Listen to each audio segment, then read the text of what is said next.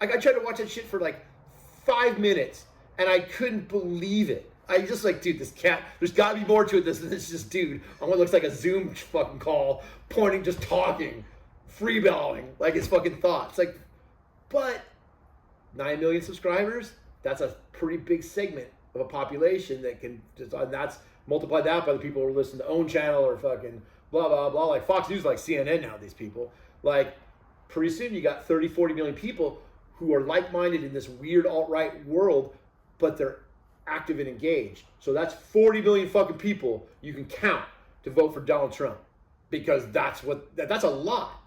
You know what I'm saying? Most of America doesn't vote. What is the turnaround time on something like Sound and Fury?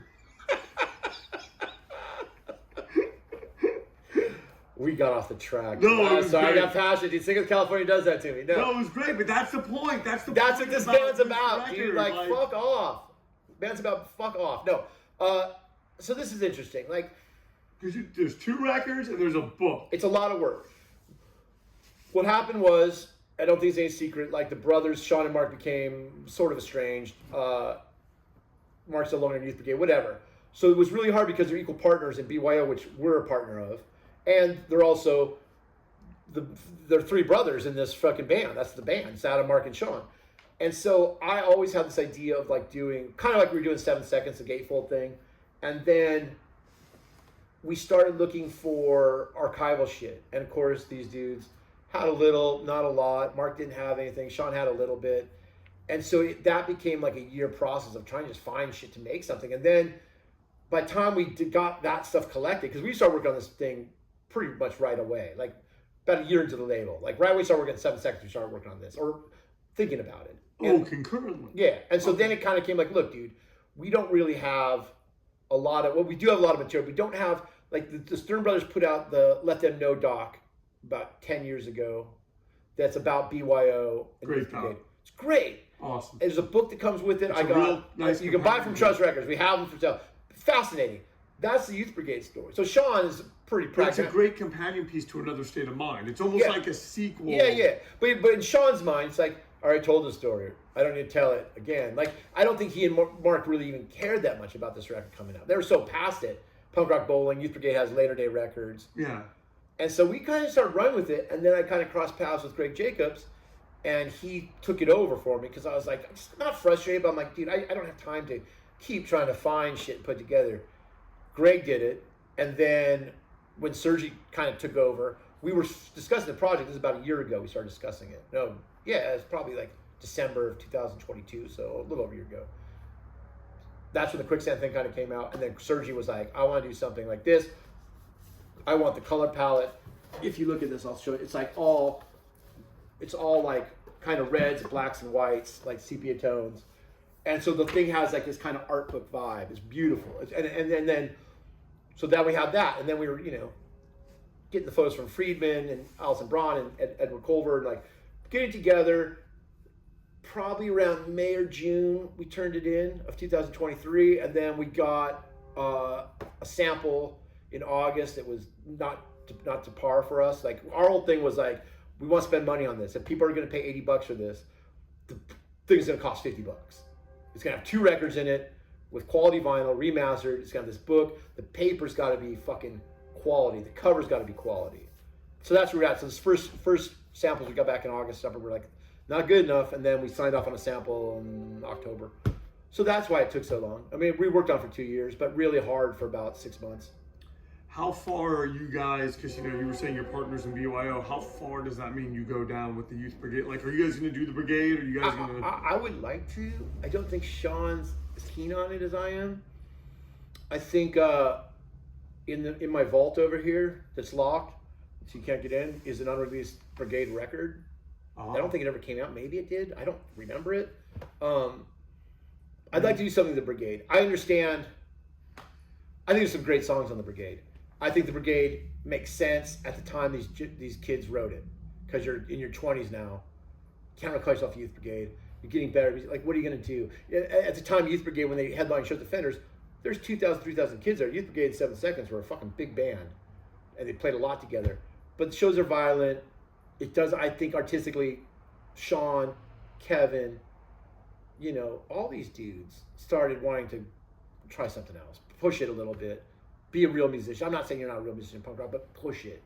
And that's where the Brigade comes. I have a soft spot for it, but at the end of the day, it rests on Sean wanting to do it or not. But for Trust, like in the canon, we have New Wind coming out. That's the last 7 Seconds record we'll do of the BYO stuff. Maybe we'll do others down the road, who knows.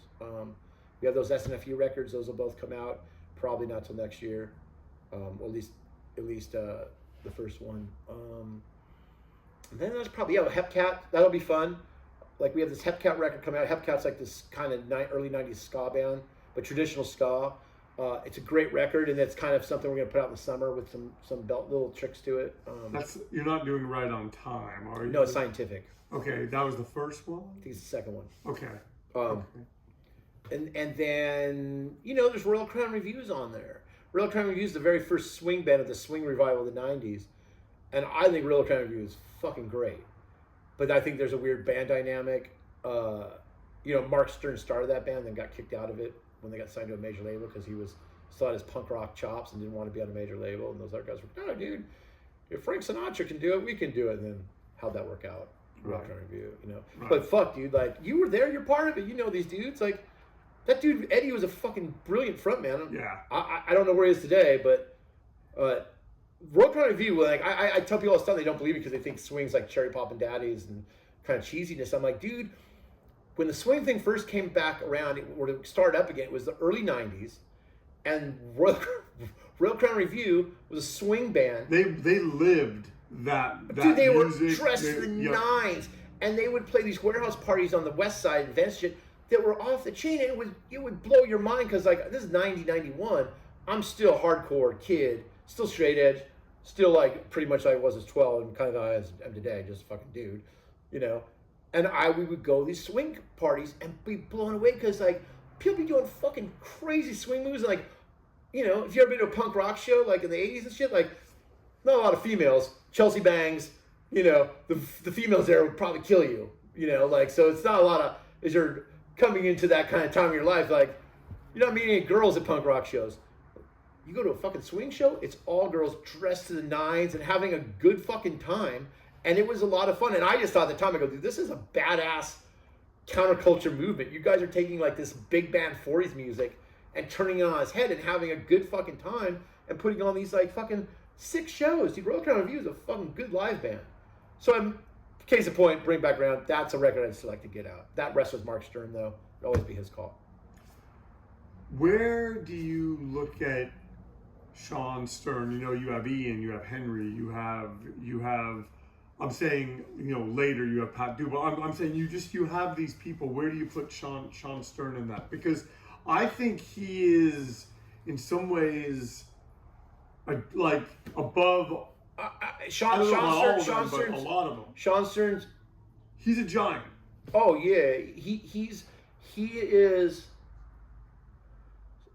is a fucking case study and a blueprint of how to live life by your own rules and your own path. Like he took punk rock, had a passion for music, obviously, and built a band, built a label. At the time, BYO promoted shows.